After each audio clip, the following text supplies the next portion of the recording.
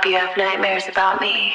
On October 12th, the Sci-Fi Channel is going to be premiering an adaptation series to the movie Child's Play called Chucky. So today I'm going to be talking about 13 facts you may or may not know about Child's Play. Hi, I'm Chucky. Wanna play? The 1988 Child's Play franchise starts off with fictional serial killer Charles Lee Ray, who is chased down and shot by Detective Mike Norris. Charles, knowing he'll die from his injuries soon, decides to take shelter in a toy store. He decides to use a voodoo magic spell as a last-ditch effort to transfer his soul into a good guy doll. After transferring his murderous soul into the doll, it's then purchased in a back alley fell off the truck deal. Where'd you get that truck? It fell off a truck. A truck. And brought home as a Christmas present for a little boy named Andy. As Andy continues to play with the doll, he finds out that it's not such a good guy. So here's 13 facts about Child's Play. Number 1, the name Charles Lee Ray actually comes from 3 different killers in actual history. The first one is Charles Manson, who is known for killing Sharon Tate and her house guests. Well, not really so much him, but his followers. He didn't really do anything. Lee Harvey Oswald, who assassinated JFK, and James Earl Ray, who assassinated Martin Luther King.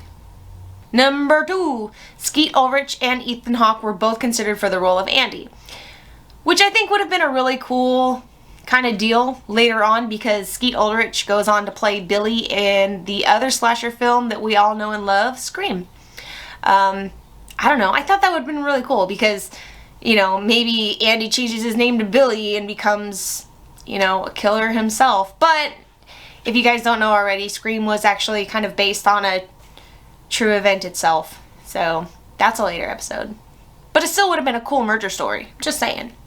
Number 3.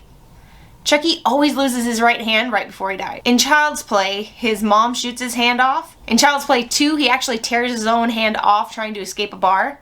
And in Child's Play 3, Andy cuts his hand off. Not doing too well with that right hand there. But Number 4. Child's Play 3 is the only film in the franchise where there are no female victims. It's all male. Disclaimer, no females were harmed in the making of this film. I don't know what to say about that. Number 5. Creator of the killer doll, Don Mancini, actually had inspiration from a few different things. The first one was the craze of the Cabbage Patch Dolls. The other one was from the Twilight Zone episode called Living Doll, where it had a demon doll called Talkie Tina.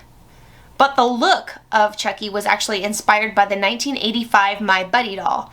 Now, I actually do remember my brother having a My Buddy doll and then seeing this movie and then going, oh dear Lord, we have Chucky in our house. Burn it with fire. Number 6. The original names for the movie was Batteries Not Included and Blood Buddy. I think Batteries Not Included is already a name. Well, I mean, it doesn't really matter, but I think there is a name for it's like a Disney movie where all the appliances come to life. I think. Somebody correct me in the comments, but I'm pretty sure that's a different movie around the same time. Number 7. It took 11 people to get Chucky to move. All the way down from his legs, all the way up to his facial expressions and his eyebrows.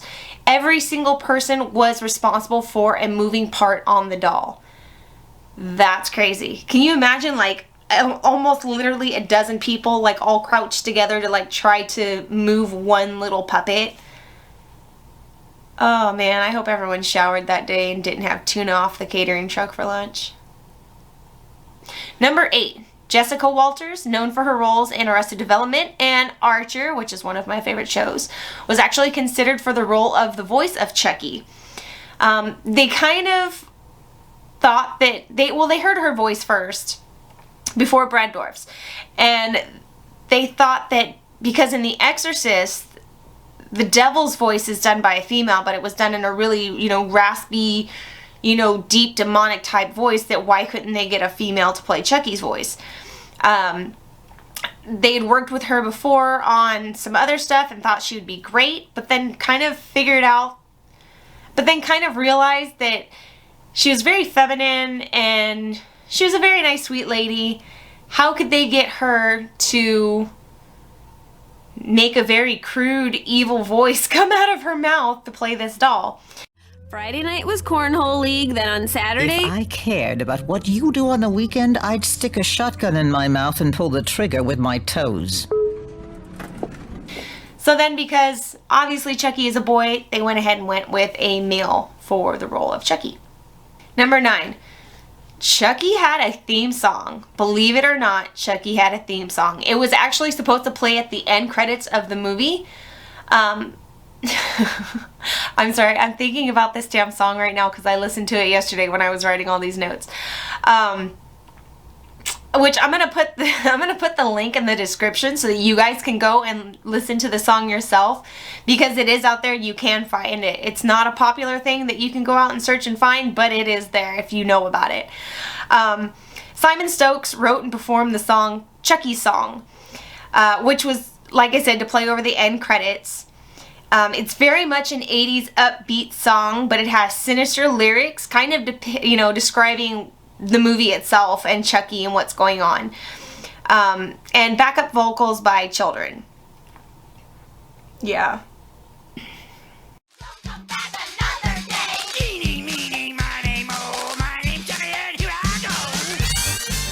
Number 10. Chucky originally had a completely different storyline to it.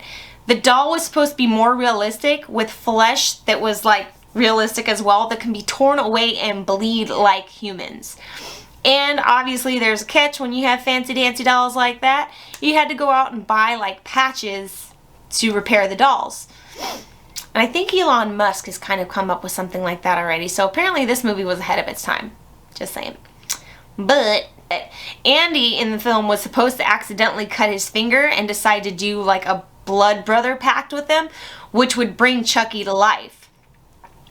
And then Chucky would end up killing people that displeased him or upset him. Kind of like in the newer Chucky movie that's out, where he's kind of like a very overly protective AI doll. So I can see how they kind of just took the original story and just tried to make something new. I mean, I guess they did, but whatever. Number 11. In the Child's Play 2 novel, bonus fact, there was actually adaptation novels to some of these films. Same writers, all kinds of stuff too. Actually, I did not know about it until this, so I thought that was pretty cool. But anyway, in the Child's Play 2 novel, it actually goes back into Charles Lee Ray's backstory in life, like all the way back to when he was a little kid. It tells you about how his mother was an Irish-American dancer and a bartender, and that his father was an Austrian immigrant who was an alcoholic. It also tells you about how very abusive his father was to him and his mother, which kind of gives you an idea of why he may have ended up doing the things that he did as he got older. So, number 12. The entire storyline of the movie takes place over a 3-day period, which I didn't really realize that until I read this. It feels like it would have been a little bit longer, but yeah, it's only 3 days that all these shenanigans happen in 3 days. That's a lot of 3 days to process. I wonder what Andy's therapy bill looked like. And number 13, the film's release date was actually the same date at the beginning of the scene where Charles Lee Ray puts his soul into the doll. November 9th, 1988. Which I would have been 4 years and 8 days old. We watched a lot of shit when I was little. Don't judge my life. And that's 13 facts you may or may not have known about Child's Play. Let me know what you guys think in the description below. If there's any facts that I might have missed, because there were a lot of them out there, please put them in the description below also. And that way you can share with other people too. Facts that may not be known by them as well. So, yeah. Anyway, make sure you guys check me out on Instagram, Facebook, YouTube, and Twitch. If you guys enjoyed this video, make sure you give that subscription button a slash and poke that like button. I really appreciate it. Thank you guys for watching so much. I'll catch you on the next episode of Any Last Words, and I hope you have nightmares about me. Check out Bad Girls Club magazine on Instagram.com for hundreds, if not thousands, of beautiful, sexy, alternative bad girls, just for you to feast your eyes on. And if you're a bad girl yourself, make sure you hit them up and submit some of your photos. They're also looking for videos, so check them out. There's me!